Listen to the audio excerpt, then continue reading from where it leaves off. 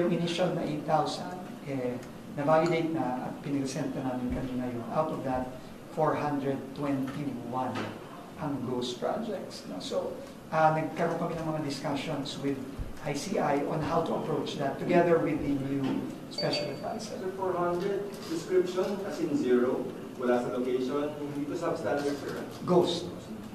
Areas, sir, maybe general areas. Luzon, Visayas, Mindanao ito. Luzon, Visayas, Mindanao. Ano projects to, sir? Flood control lahat. So, paano yun? So, ibig sabihin, we're not just focused. Right now kasi, sir, Bulacan yung medyo hawak natin ng mga resource persons. So, with that, na 400 pala na new ghost projects, anong direction ng ICI?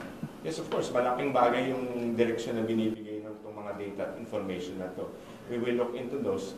And kung meron mga ibang distrito or regions na pwede namin tignan, kompleto na yung mga dokumento at mga ebidensya doon, puntahan natin yan.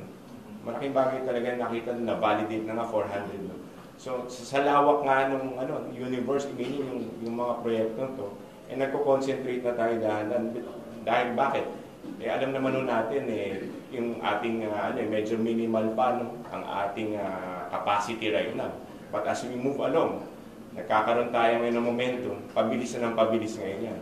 Now with this direction now na meron tayong 421 ghost projects, mas mapapadali yan. Initial pa lang. Initial pa lang.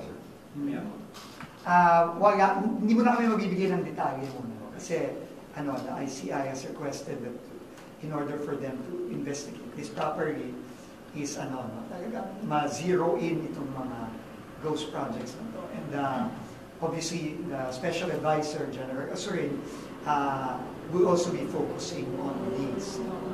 And meron pa po kami na-request na mga little bit of data information. Yes, meron pang request. May mga suggestions pa na sinuggest, lalo na si former Secretary Dave Simpson, on how to further zero in on these ghost projects. No? Kasi, I think our agreement is logical naman din, no, na yung ghost kasi yun ang low-hanging fruit yun. Meaning madaling i-establish yung liability and accountability kapag ghost project. Kasi ghost nga.